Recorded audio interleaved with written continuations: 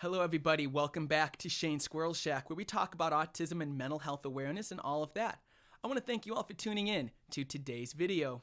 And today, we're going to be talking about something that I've been wanting to talk to you guys for a very, very long time now, and that is autism and fixations or obsessions or hyperfixations, whatever the word is going to be tomorrow. And let me tell you, I have been having these fixations since trying to get out of my mother's womb. So it's been a while now since I've been having these things, and a lot of them stem from like early childhood, and still some of them, I still have some fixations as an adult. What is the definition of an autism-based fixation, or fixation or hyperfixation in general? A fixation is a focus on intense interests and repetitive behaviors that can be a way for autistic people for coping with everyday life. Hyperfixations is also being completely immersed in something to the exclusion of everything else. They may be obsession that limits said person's involvement in other activities that can cause distress and anxiety. Some examples can be having an intense knowledge on certain media, like a TV show or a movie, various household objects such as a toothbrush, candles, office supplies, etc. It can be anywhere from a pencil or a remote. It can be anything. It can be the smallest things. And someone on the spectrum could be a genius about it, just have the most knowledge on it. It's insanely cool. It could be from historical events, knowing stuff about lesser known objects and topics, various forms of visual and tactile objects, sometimes including intrusive thoughts. All those are examples of fixations, hyperfixations, again, whatever your preferred version of that word is. So now we got that out of the way. What causes fixations? What is considered the root cause of a fixation? It is the inability or intensity that can come from transitioning from one activity to another. Many on the spectrum tend to get fixated on one thing so they don't have to deal with the stress of switching from one thing or another. And so basically what that means for me is I would have such a hard time understanding the world around me, so I would feel like a stranger to even the most common things. Rewind back to when I was a kid. Kids were talking about Transformers and just toy cars and Nickelodeon shows and all of that. But when I was a kid, I was talking about houses. That house over there is 3 bedrooms, 2 baths, 1,750 square feet. It was built in 1918 and has a basement that has a clearance of 7 feet. Stuff like that. So that would be something that would be the way that I would have discussions with people. It wouldn't be, yeah, I remember that. I love Michelangelo from Teenage Mutant Ninja Turtles. What is your favorite Teenage Mutant Ninja Turtle? Wow, speech deficiency at 26. How great. So let's take a second to talk about autistic fixations in children. Again, kind of going back to just the starting point of fixations. Fixations tend to start at a very young age for those on the autism spectrum. Children on the spectrum can have very intense interests such as a particular thing, knowing every character from a movie or a television show that can be very, very broad, and know every character from an in-depth level. For example, if I saw something about Harry Potter, everyone like a child knowing every Harry Potter character, every Lord of the Rings character, just something that has such a lore that takes so much time for even an adult to dive into, and a 7-year-old would know it more than a 30-year-old who's been a fan of it for 15 years. I'm just throwing an example out there, just kind of setting the scene, right? It can be knowing names of different places and geographical locations, knowing every street name in a particular neighborhood. Well, that was my fixation. And some of these fixations can last up to a few weeks, can last for months, even years, and sometimes a lifetime. And I've had my fair share of fixations that have lasted a few weeks, a few months, my entire life. But again, it's just another day on the spectrum. What are you going to do about it? Embrace it. That's the right answer. So let's talk about some of my fixations growing up and kind of in the present. Let's start kind of back in the old childhood days of young. So I used to have, and in a way still, but I had this huge fixation on architecture and buildings. I would want to go into every house that I saw that gravitated my attention, including my neighbor's house. So, little funny stories. When my parents purchased property up in Wisconsin when I was like 1.5 years old, I was nonverbal until like 3. So I don't remember the exact details. Maybe I was a little older. I might have been 3. I was a kid. I was barely talking at the time, so we had this plot of land. And right next to the plot of land was another plot of land with a newly built house, a little ranch. And I wanted to go into it so badly. And I think that was the way my parents and our next door neighbors met, was because my little 3-year-old ass self wanted to see the inside of their house. Usually you greet the neighbors with a batch of cookies. Not, hey, let me go into your house. But 3-year-old me was on another level then. There was also a point in my childhood where talking about buildings and homes and just the basics of architecture in general, that would be the only thing I would converse about. So kind of going back to earlier when kids were talking about, cars, Transformers, little girls talking about Barbies and stuff, whatever it was, Bratz dolls at the time. Yeah, that house, my neighborhood, all the houses in my neighborhood were built in the mid-1940s, right after the World War II. Yeah, all of them were 3-bedroom, 1-bath houses, all identical. And again, I had such a passion talking about that, and everyone was like, that reaction and my fixation is something that with other people on the spectrum in general can kind of push them into kind of a isolating corner where they're struggling to relate to the outside world, and the outside world has a hard time merging or kind of colliding with them. A little older now, I would spend hours, and I kid you not, hours, designing homes on my software that my mom got me when I was 10. So I had this home designer software. You can make houses, put furniture in, just make architectural designs on a basic level. We didn't get the pro version. Mom was like, well, let's just get Shane the basic version. He'll probably push it aside in a couple years, and 8 years later, I was still using it. And I had a blast. At one point, I made architectural home plans for every kid in my 5th grade class, including my teacher. I had a list in the front of my desk of what people would fill in what they wanted for their house. Do you want a 3-bedroom house, a 5-bedroom house? Do you want 2 stories, 1 story? So on and so forth. So they would give me this list of things they wanted, and I, for like 25 students, built houses for them on my program and gave them all to them. And I kind of took that outside of the classroom. I was also in 4-H. And every year I would make a very grand scale floor plan of whether it was like an underground mall. That was my favorite. That was one of the first I did, was an underground mall. And I also did like Greek Revival mansions, just villas and stuff like that. And I had a blast. And that I know is something that most young kids don't get into. So it's one of those examples where someone on the spectrum has a fixation to something that isn't commonly discussed, especially in a certain age group. So I still think that was pretty badass. Another thing that I would have, and these were more short-term fixations, was movies or TV shows. When I was a kid, I was fixated on Blue's Clues. All I wanted to do was watch Blue's Clues. The only show I would watch was Blue's Clues. I had the inflatable purple chair was something I got put in timeout. The thinking chair was what Steve sat in to come up with some really philosophical, mind-blowing thoughts and reading the mail. And I had the Steve outfit, had the handy-dandy notebook. I'd sing the Letters song all the time, for years. As I got older, I found myself getting fixated in different movies. Like, I had a Back to the Future phase that lasted forever. I was 10 when I first saw it, and I would watch it all the time, repeat. And I remember getting the DVD set, so I had like the trilogy set.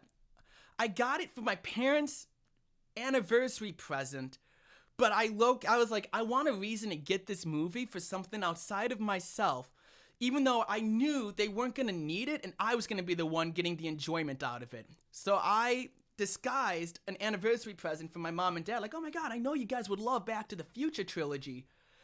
And ended up just me being the one watching it. So my plan worked out. Yeah, and I also remember having a fixation on Grease. And a part of it was my siblings too. They were a little younger, and I was in the musical Grease in like 7th grade. I was Vince Fontaine. Yeah, I was that stud. I was that stud on the dance floor. Just sidetrack. Vince Fontaine would be pretty creepy in today's day and age. We cannot write Vince Fontaine the way we did back in 1977 or 8. Like, he's this old dude judging teenage women on the dance floor, teenagers and teenage boys and girls on the dance floor. Call Chris Hansen up in here. What is that? I played a pervert. I need to think. We need to take a break here. I've made my peace with it. I've made my peace. And I think one of my biggest movie fixations that I had growing up was Forrest Gump. That dude was so influential on me. That guy with the legs, with those legs. Just, oh my gosh. That spoke to me in so many levels. When I first saw that when I was like 9, I wanted the haircut, so I had my hair cut like crew cut most of my childhood. I started dressing like Forrest Gump, the plaid button downs, the shorts, the running shoes. I would be running around in my backyard just sprinting up and down. I remember back in recess in middle school. So let's take a second here. There was a scene in Forrest Gump where he's running away from the bullies and he ends up on the football field. He's running and then he gets recruited in college. I would run like Forrest Gump through the middle school recess kids playing football. So they'd all be on the football field. Oh, football field. It was just a giant field. And I would disrupt their game by running full force into all the players. And I wanted to look like Forrest Gump for most of my childhood. Now I have a Bubba Gump Shrimp Corporation hat. And my boss the other day was like, Shane, you look like Forrest Gump when he was running a marathon. Or the whole multi-year marathon. And I was just like, wow. I didn't think I'd get compared to that Forrest Gump, but here we are. Now I look like long hair, no care Gump. And I was like, I got my wish. I wanted to look like Forrest Gump, but I didn't know it would be like this. So I can die in peace now. I really can. It feels good. Let's talk about meteorology. Now, this was a smaller phased one. This lasted a couple years, probably from like 7 years old to like 10 maybe. Before school, after school, I would sit at home, watch the Weather Channel, hear the same forecast being called every 30 minutes. I was just, that was my thing. I was like, whoa, man. So for a couple years, I would do that. I wanted to talk about the weather. If it wasn't architecture I was trying to talk about with kids, it was the weather. I mastered small talk when I was 7. That's my takeaway from meteorology, is I mastered small talk when I was a kid. People are still trying to figure out how to have comfortable small talk in their late 20s. So, how's the weather? The weather must be pretty nice out there. Who are you? So I got pretty good at that. So if I got anything out of my fixations, it's that I mastered small talk. I'm pretty happy with that. But I had this thing. So this was back when I lived in Chicago. My dad and I would walk to school, and there was a crossing guard. And when we would cross the street, she would always ask me what the weather was going to be. She always asked, what's the weather going to be, Shane? And I knew it. Be sunny and 76 with winds up to 5-10 miles an hour going northwest. A lesser known fixation, this is more of a visual fixation, so I just want to throw an example of a visual fixation out. Street lights. So when I was a kid, I would sit on the couch peering out the window as the sun went down during twilight hours, and I would wait to watch the streetlight slowly turn on. And it was surreal. It was almost psychedelic to me just watching that. That was the coolest thing to me. And I think what it is, and this is something I reflected on recently, was I like how evenly spaced out like city streetlights are. They are like, in most areas, perfectly distanced apart. And it reminded me of how I liked my VCRs in a straight line. I liked how symmetrical it was. It is very pleasing to my eye. And that leads me to my next fixation, which is one that is still the most probably prominent fixation in my life. Maps. Maps. Maps? Maps.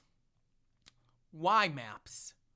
Why? So my fixation with maps are just streets and basic geographical locations started when I was like 4. I remember memorizing every state capital when I was 4. I learned all the street names within like a half-mile radius, maybe a mile radius of my house when I was like 4 or 5 years old, and I would recite them to my parents all the time. So I got good at my directions.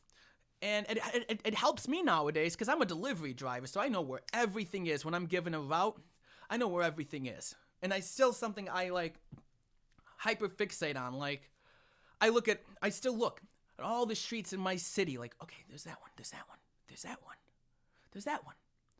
Look at all the straight lines. They're beautiful. All the straight, perfectly symmetrical lines. Woo, baby. Woo, baby. Call a doctor. And looking at maps is something that I do when I get anxious. Like when I am like overstimulated, like especially in a social setting, I pull out my phone, go on Google Maps, and I just scroll up and down various cities and different parts of the world, just looking at random stuff, and it calms me down. It's just nice seeing, if it's not the symmetrical lines, it's the textures from like intense geographical areas like mountain ranges and stuff like that.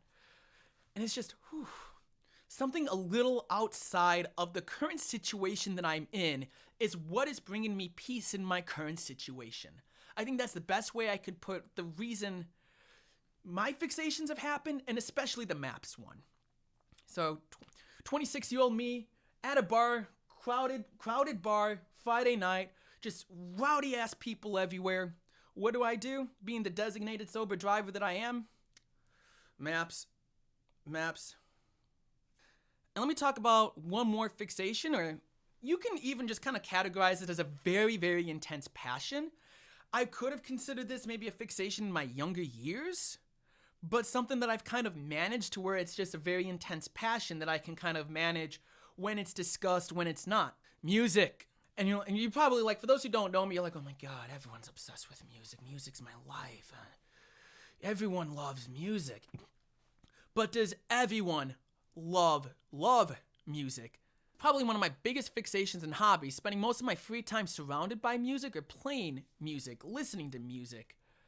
And when I was a kid, I think this is more of why it was a fixation then. That would be, as I got a little past the meteorology and weather phase, it turned into music. When I picked up a saxophone for the first time, started doing band, yeah, I would only want to be in the band room. I would only want to be playing music. When I got home from school, had an old Casio synthesizer, would just make music like at 12 years old, and I actually got pretty good at writing the cliche late 2000s, early 2010s pop rock songs. I could have been up there with Owl City. I could have been doing, I was doing like what Owl City does. I could have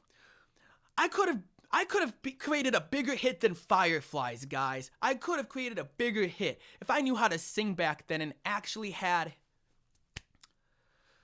I don't know, more talent. So let's take a second and detour here and talk about the debate of, are hyperfixations healthy or unhealthy? We're going to kind of focus more on childhood fixations more than adults, but it can still be kind of implemented still. I mean, obviously I have fixations still, so yes. But the research I did on this was more for, children and adolescents with fixations. What is the argument of the benefits of hyperfixations? Sticking to a hyperfixation long enough means one gains greater skill, knowledge, and ability of a topic of their interest. Allowing a child to indulge, if you want to say, in their fixations may boost in mental health well-being. And going and observing and partaking in one's self-fixations, one can be an expert in it. That can be greater utilized in their adulthood, especially going into a career that surrounds one's fixations. That can actually be beneficial. The benefits of hyperfixation can be used as a coping mechanism to relieve stress in overstimulating situations, like I mentioned earlier. It's also important for children to have a passion for something so that a child should be able to explore and develop a greater understanding of it, even if it goes on a little bit of the hyperfixating end. It's better that a child has a passion for something than not, I guess. So those are more of your positive arguments of hyperfixations. So the negatives of hyperfixations. And I think they're less negative. They're not so much of a negative. And this is something that usually can be intervened with various types of therapy, especially in younger children with applied behavioral analysis. Some of the negatives are that they can lead to dissociation from others and have the lack of ability to have conversations around different topics outside of the autistic person's interests. And certain tactile fixations can be messy and damaging. Can be playing with water and water can go in the sink from everywhere. They could be playing and squeezing with a tube of toothpaste and just making a mess. I know someone who has a child on the autism spectrum. He's like 5. He has a fixation on throwing candles. And it's messy, and that's a tactile thing for this child. He just likes the motion of throwing candles. Now, that's something most people don't understand, but that is a classic example of a tactile hyperfixation that many on the spectrum have their own version of. Not everyone's going to have that. I had a tactile fixation on a little blanket that I had when I was a kid. We called that the bee. And so it was just a sensory thing for me that I would just hold on to for dear life. So kind of tying back to earlier, the question of do I have fixations as an adult? Yes, I still have my fixation on maps, still have my fixation on music. But the main hyperfixation that I have nowadays is intrusive thoughts. And hyperfixation is also commonly found in ADHD, which is something that I also have. That it's kind of obvious to most people just how much energy I have. It's like, that dude's ADHD AF. So, intrusive thoughts or hyperfixating thoughts is something that is huge for me. I will obsess of a certain situation or a certain situation that keeps playing in my head, and or like an anxiety, like, oh my God, what if this thing happens? And that what if this thing happens plays and loops in various shapes and forms in my head for sometimes hours. Being a delivery driver sitting in a van for 10 hours a day does not help with that. I will think of one little thought and it becomes intrusive. It becomes just a snowball of what if this happened in this case scenario? What if this happened in this case scenario? And what if this happened to the this happened if the this happened in this situation? And it goes forever. What do I do during that? And this is easier said than done, but practice makes better results than not practice. I'm not going to say perfect, but it makes better results than not practice. And so when I'm sitting there having hyperfixating thoughts and thinking things that are like impractical and stressful and anxiety-ridden, music. I start thinking of a thing that I can do to one of my songs. Like, I'm going to actually spend this headspace on something productive. And a lot of times, much more than not, I steer my hyperfixating thoughts into that. I recognize as someone with autism, I'm never going to get rid of the fact that I hyperfixate on things, thoughts, objects, ideas, topics. That is going to be a part of me for the rest of my life. And if it's not going to be in one form, it's going to be in another. That's just how my brain is wired. But just becoming aware and comfortable with who you are with that and learning more about yourself and how to steer into different thoughts and manage them, it's awesome. It's awesome. Something that I also do to help manage my fixations, and this is something that I started doing as I got older, but even still, is I try and surround myself around new environments and new things that I can eventually develop new hobbies, passions, or topics of interest in that kind of stray away from the main hyperfixations that I have or might have had at an earlier time in my life with a greater intensity. And that was rewind back to high school. I remember my hyperfixation was maybe music. But then I started joining various clubs, various sports like cross country and track. I did a video talking about that. Doing FBLA, DECA, various groups around school, forensics, public speaking, all that. Just something to kind of put the hyperfixation in like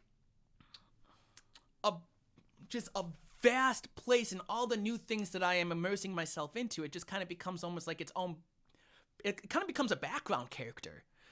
But I'm stretching that so much because it still wants to be the forefront of your mind, but you are distracting and placing your energy onto other things to immerse yourself and to learn more about yourself and put yourself in new environments.